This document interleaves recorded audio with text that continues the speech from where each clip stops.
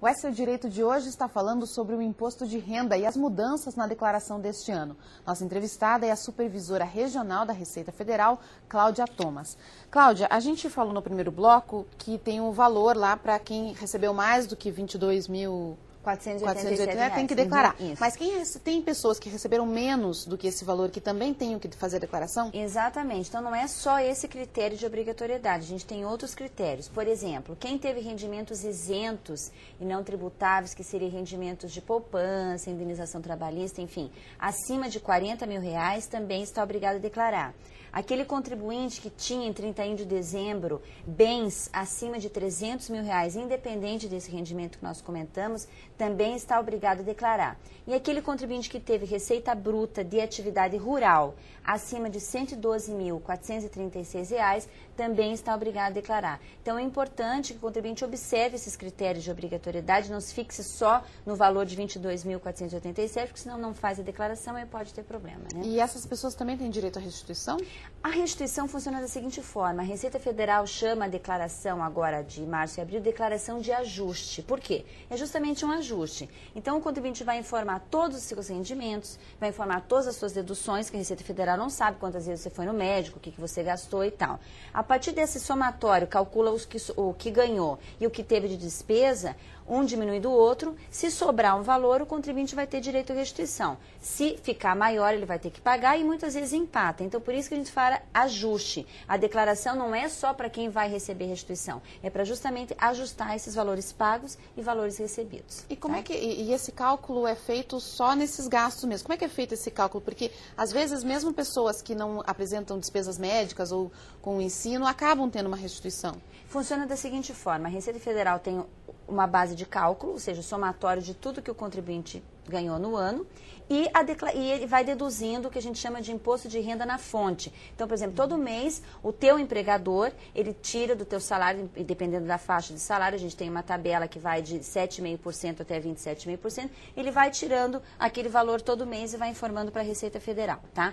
No final do ano, depois que é feito esse ajuste em março e abril, a gente vai verificar se o contribuinte, com as suas despesas, pagou mais ou menos do que ele devia. Então, às vezes, independe realmente do valor que ele recebeu. Se ele teve muita despesa, ele pagou mais imposto do que ele devia. Se ele não teve tanta despesa, ele pagou menos. Por isso, a gente fala ajuste. E daí a Receita Federal vai fazer a restituição ou não. É importante que os contribuintes que tenham tido imposto de renda na fonte, ou seja, esse que a empresa deduz todo mês, mesmo que não tenha tido muitas despesas, faça a declaração se estiver dentro do critério de obrigatoriedade, porque provavelmente vai ter imposto a restituir.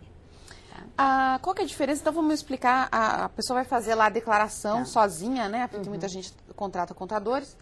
Qual que é a diferença entre a simplificada e a completa? Então, a gente chama assim de regime de tributação simplificado e regime de tributação completo. Ou seja, no completo, o contribuinte vai informar todas as suas despesas. Ele tem que comprovar as suas despesas com instrução, despesas com médicas, odontológicas, enfim.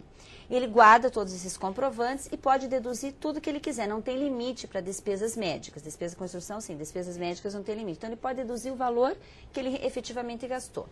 Na tributação, plano de saúde também? Plano de saúde também. Só não pode deduzir medicamentos, tá? Medicamentos não pode. Na declaração simplificada, a Receita Federal tem um limite para essas deduções, que agora, com o aumento da tabela, subiu para R$ 13.317. Então, independente do que ele gastou, o contribuinte só pode deduzir até R$ 13.317 ou 20% dos rendimentos tributáveis. Isso significa dizer que é direto o cálculo, é o que ele recebeu menos essa dedução. Então, a gente recomenda que o contribuinte faça a declaração pela internet.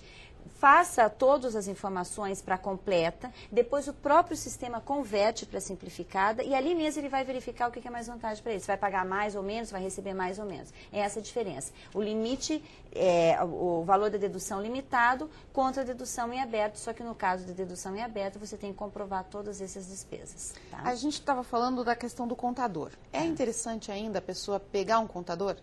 Olha, isso é muito relativo, né? A gente observa que com o programa a facilidade é tão grande, o programa é autoexplicativo, faz essa dedução que eu te falei, calcula o valor do imposto, você não precisa se preocupar em saber a alíquota, o próprio DARF para o pagamento do imposto já sai automaticamente. Então a gente, não sei, a gente lida com isso todo dia, a gente não vê necessidade. Mas de repente o contribuinte que tenha muitos bens a declarar, ou que tenha dificuldades ou que não tenha tempo, nada como contratar uma empresa de contabilidade para fazer. A gente observa que vem diminuindo, mas os escritórios ainda têm trabalhado bastante. E você pode ir salvando? Ou você tem que fazer tudo na hora? Não, você pode salvar, você não precisa nem transmitir na hora. Você pode fazer a declaração, salva no teu computador, daí no dia seguinte, lembrei, vou pôr aquilo, vou tirar aquilo, e deixa para transmitir quando você tiver certeza absoluta, tudo correto. Não precisa transmitir imediatamente no momento que você está fazendo o preenchimento, tá? Se a pessoa faz a declaração e tem que pagar, como é que esse pagamento é feito? Então, por isso que é bom fazer pelo programa, que na hora já vai aparecer lá o valor do pagamento. Você pode dividir em até 8 cotas, certo? E já vai aparecer o valor da cota, desde que seja no mínimo R$50. E você pode também fazer uma programação de débito em conta corrente na hora que você está transmitindo a declaração. Então, se você fizer a declaração até o final de março, dia 31 de março, você já pode programar o débito em conta corrente da tua primeira cota, que vai vencer dia 29 de abril. Se fizer depois, por uma questão de processamento, você só pode programar a partir da segunda cota. Então, você calcula o imposto, o próprio programa calcula o imposto, você vê se você quer pagar parcelado, faz a programação em quantas cotas você quer, no máximo 8, e o programa já te informa qual é o valor da cota, e para a primeira cota já sai, inclusive, o DARF para você fazer o pagamento no banco, ou faz o débito em conta. Então, é bem simples. Mas daí, para as outras cotas, você tem que todo mês imprimir? Daí tem que imprimir o DARF. Mas entra no próprio programa, e se fizer o débito em conta, não precisa nem se preocupar, né? Que já está lá, já vai ser deduzido diretamente do banco. E se a pessoa escolher por pagar à vista, ela tem algum tipo de desconto? Não, não tem desconto. É aquele valor à vista dividido no máximo em 8 vezes, porque essa correção, esse parcelamento, ele não é fixo, ele é corrigido pela taxa Selic. Então, às vezes, aí depende da disponibilidade do contribuinte, né? E acontece da pessoa pagar e depois, no final do ano, descobrir que tem que pagar mais.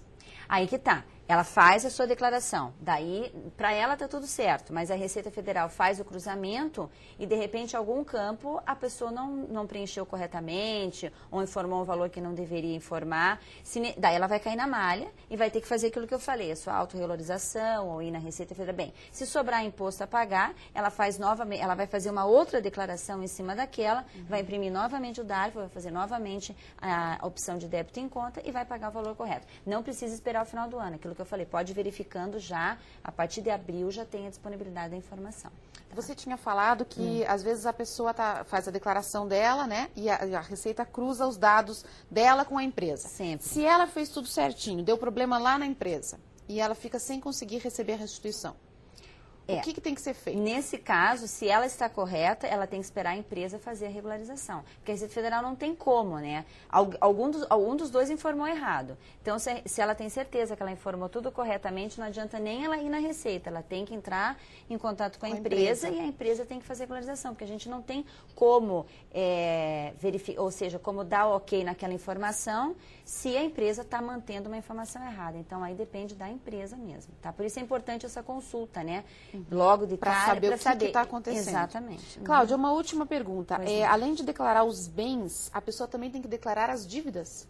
Exatamente. Nós temos um campo na declaração do imposto de renda, dívidas e ônus reais, que a gente chama. Então, se você tem um empréstimo no banco, você tem que declarar quanto você já pagou, quantas parcelas faltam para pagar. Se você tem um carro financiado, você tem que dizer que já pagou tanto à vista, pagou tantas parcelas, faltam tantas. Consórcio. Toda a sua movimentação durante o ano tem que ser declarada. Justamente por causa do cruzamento de informações, você não declara o consórcio, a concessionária declara. Então, daí a Receita vai cruzar e vai querer saber, mas por que você não colocou? E a questão da variação patrimonial, é importante, né? Você tinha um apartamento, agora você tem 3, então tem que justificar que você teve rendimento suficiente para agora ter comprado mais 2, e assim vai. Então, a partir do momento que você declara suas dívidas, você está dizendo para a Receita, olha, eu ganhei tanto, mas eu também tive tanto de despesa. É bem importante que se declare realmente todo tipo de transação que aconteceu durante o ano. E dúvidas, só ligar. 146 ou então no site da Receita Federal, www.receita.fazenda.gov.br. A partir do dia 1º de março, a declaração já está disponível. Tem um e-mail, não? Não, a Receita Federal não entra em contato com o contribuinte por e-mail. É até importante você falar isso, que às vezes o contribuinte recebe alguns e-mails assim, atualize seu cadastro. Não, a Receita Federal, o contato é por notificação, pelo correio, ou então a disponibilidade das informações somente no site. Vamos dar uma orientação final, então, para quem vai começar agora a fazer a declaração sozinho. Então, a partir do dia 1º, o contribuinte já pode entrar no site da Receita, fazer a sua declaração, baixar o programa e transmitir. Importante verificar essa questão de obrigatoriedade da entrega, que tem lá no site. Todos esses valores que eu falei estão lá.